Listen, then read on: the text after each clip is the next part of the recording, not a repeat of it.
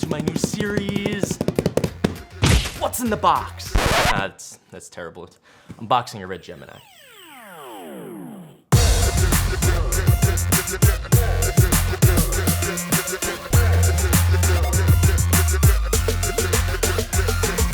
What's up everyone, Anthony Saratelli here of Jersey Filmmaker, and welcome to another Road to RED episode. And today, a very special day, we're gonna be unboxing another RED camera. Third time on this channel. We've done the Raven, we've done the Weapon, and now we're gonna get into the RED Gemini. I decided to go with the Gemini after using the Raven for about a year. I loved the Apple RED collaboration and the RED Raven kit that they sold. It was a great way for me to get into a RED camera and really learn the inner workings of it. But when this camera came out, I was very intrigued because my style of shooting is a lot of run and gun, and I don't always get to light things as much as I'd like.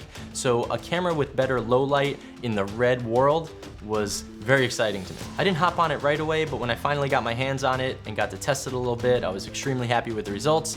So I went ahead and sold the Raven, purchased this, and now let's get this thing out of the box.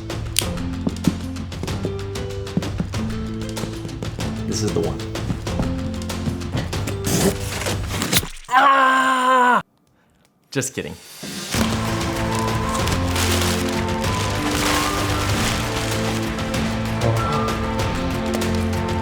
Oh yeah.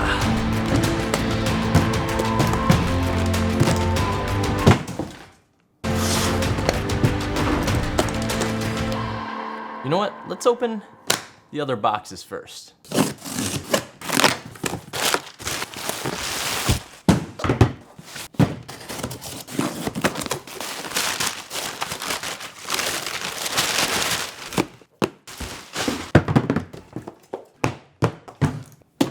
All right, here we go. Let's dig in. First up, Gemini.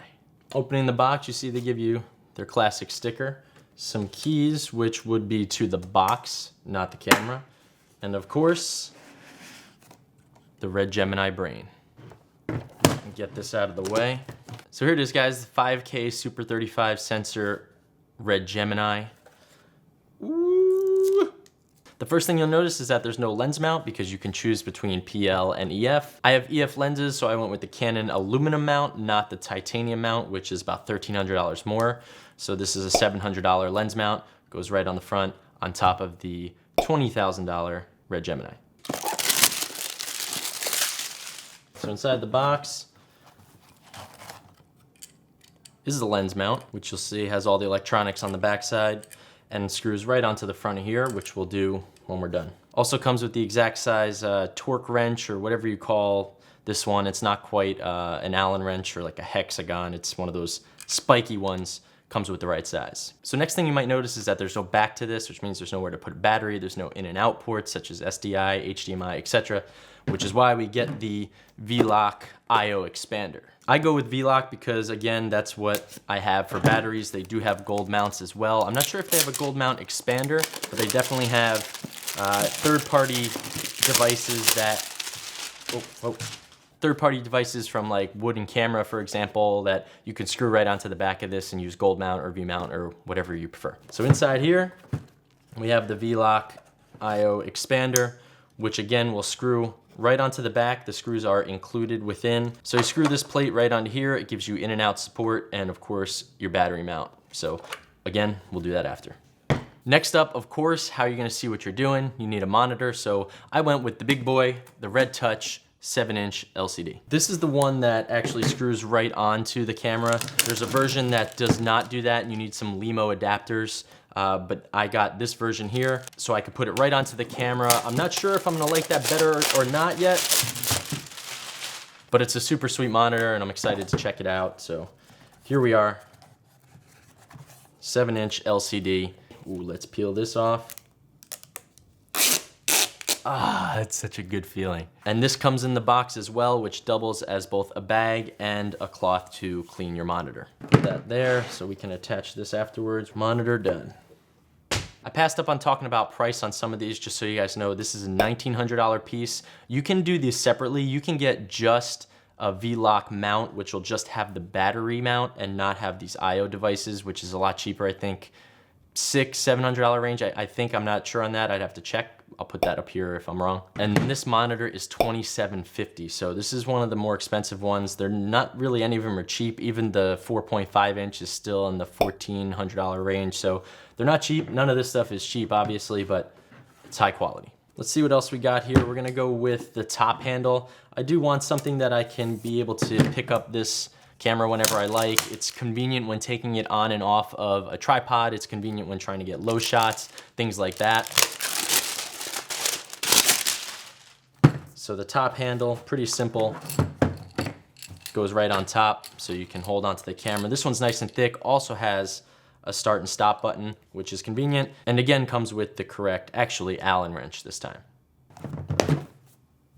Here's something I've actually not had before, which I'm very excited about. So this is gonna be, oh man, I just scratched the front of this.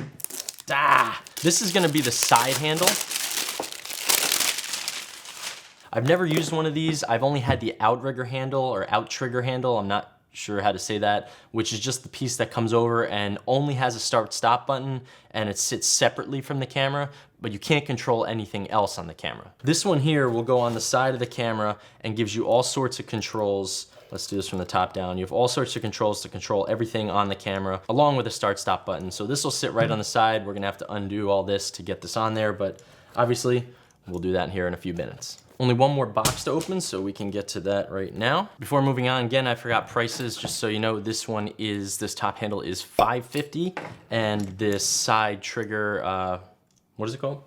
Side handle is $950.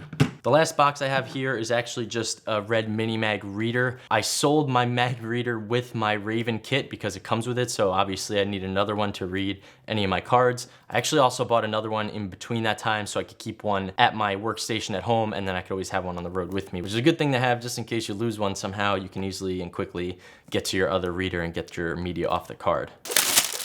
So in this box is the mag reader. Oh, I never dug one of these out of here. It's inside another box. So these are just the wires, different types of connections. We have USB-C to USB-C, that's fantastic. And we have USB-C to USB 3, also fantastic. Great cables to have on hand. And then right over here is the mag reader, which is a lot smaller than the box, but they pack it up really nicely. And here it is, the RED Mini Mag reader, which will sit nicely just on my desk, waiting to be used. Okay, so that's it for all the boxes. Now we're gonna move on to all these little toys and accessories I have over here. Most importantly, mini mags. I got 2 more 480 mini mags to add to my one that I already have. I actually had a 480 and a 120, but the 120 came with the Raven kit. So it was nice to have the 2 because when I ran out of space on one, I could switch them out and I could unload in that time frame. But now that I sold it, I only had 1, which was not good because if you're on set and need to switch back and forth, obviously you need to have more than 1. But 3 is even better for me, so I went ahead and got 2 more, and I'm really pumped about that to really fill out my kit. They come really nicely packaged in these, what looks like you're able to seal these back up if you wanted to put them back in here, packages. So here it is, 480 gigabyte RED Mini Mag. Next up, we have the OLPFs. So this comes with the standard OLPF, I think. We'll check it out when we open it up, but it used to come in a 3-pack. You would get the standard, you get the low light, and you get the highlight. Now they only sell the 2-pack. I think it comes with the standard, and I think that's why, but now I went ahead and got the highlight and low light, so we can test these out sometime too. But these pop right in and out off the sensor right here in behind the mount, so it'll go in here. Super easy to do. I'm not gonna do these today. We'll get to these in another episode. So this is not necessary at all for what I'm doing with this camera, but I have one of these already, and they're my favorite arms, so I went ahead and got 2 more. It's just RED's articulating arm, and they're just very, very solid, and I wanted to add them to my gear setup. They're very handy, obviously, you know what they're used for, so I went ahead and got 2 more of these. These, you might be wondering what the heck's in these, and I got 3 of them. It's called the RED Sidewinder. This is the most handy tool I've ever had. It has everything that's kind of the right size, especially for RED cameras. Obviously, they're designed by them, so they fit everything on their cameras. But it has every tool I've ever needed for any of my camera stuff, except a smaller, thinner, I should say, a thinner flathead. It has this flathead, which is great for like tripod screws to screw your camera into a tripod quick release. This is perfect for that. It doesn't have a smaller flathead, which I find handy for smaller flathead needed things. But that's the only thing that this comes short on so far that I've noticed. So I have one of these and I'm always moving it around from bag to bag when I travel. So I went and got 3 more so I could throw these in every one of my bags and have one here and have one wherever I am always, because this is the most handy thing I've come across. I think I once again skipped on prices. The RED Mini Mag Reader is $195. The RED Sidewinder is $28. The articulating arm is $120.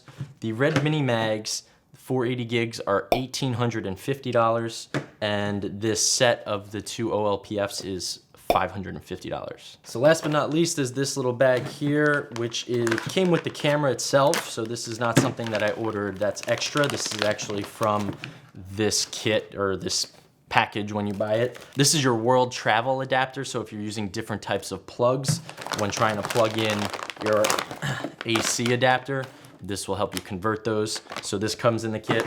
And then here is, like I mentioned, the standard OLPF box in case you switch that out. And it comes with another torque wrench to make that all work. All right, that's everything unboxed. Let's throw this thing together so we can go shoot with it, play with it, and get some cool images.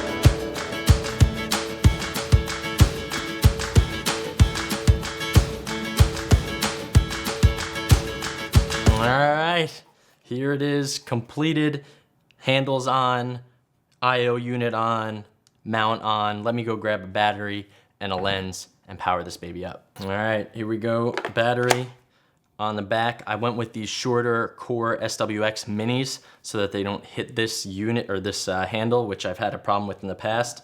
You can see if it's higher, hold on a sec. You'll see with this one, if I try to put this one on, it actually gets in the way. Can't physically do it, which is not a great design, but I went out and got these because they fit. I wanted this handle. I used to use the smaller handle, which is only like 2 fingers, really hard to control. This one, I feel more comfortable holding an expensive piece of equipment in. So that one's out for now, unless I take the handle off, which is also very possible. But here, I'm gonna just throw a little small 50 Rokinon on here, and we'll lock this in so we can now power up the bad boy for the first time.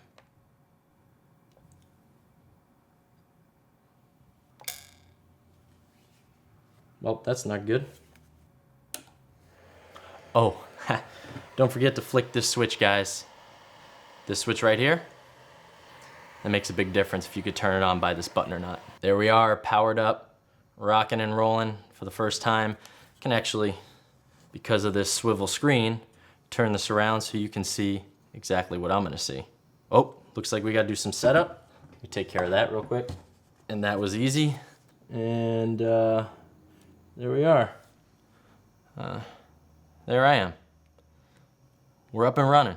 So there it is, guys, the Gemini 5K. I'm super excited about using this camera. Finally have my package. It took a little while to get here. It was back ordered a little bit, but well worth the wait. I'm excited to get into it, and I will dive into it on this channel. Some things like the dual ISO that they got going, the standard and the low light base ISOs change, which makes this camera so good in low light. I will do the OLPFs, things like that I will get into on this channel, but today unboxing the RED Gemini 5K. That's all I got for you today. If you like what I'm doing on this channel, I'd appreciate it if you help me out and click that like button. Even more importantly, subscribe and click that little bell so you get alerts to all future episodes about this RED Gemini perhaps. If you have any comments or questions, I'm always replying to everything I possibly can. You can leave those below or contact me on any of my social medias, Instagram, Twitter, or Facebook, at Jersey Filmmaker. Thanks so much for watching. I really appreciate it. I'll be back with another episode soon, but until then, remember to get out there, don't wait, go create, and I'll see you next time.